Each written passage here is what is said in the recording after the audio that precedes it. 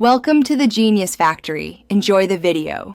In this video, I will explain how to make stir-fry pasta.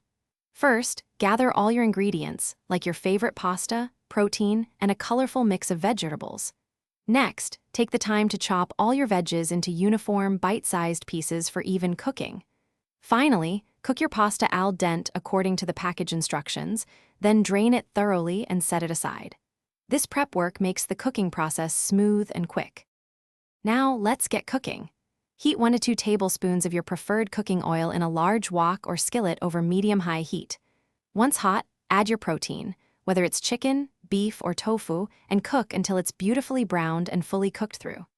Remove the protein, then add your harder vegetables like carrots or broccoli, stir-frying for a few minutes before introducing softer ones such as bell peppers or spinach. This ensures everything cooks perfectly. It's time to bring it all together with a delicious sauce. In a small bowl, whisk together soy sauce, a dash of sesame oil, and a touch of honey or brown sugar for that perfect balance of sweet and savory. Return your cooked protein and vegetables to the wok, then add the drained pasta and pour in your freshly made sauce.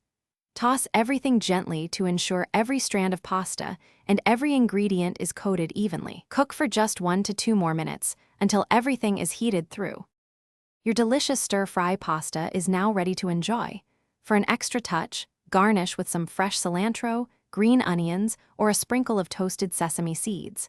Serve it immediately to savor the best flavors and textures.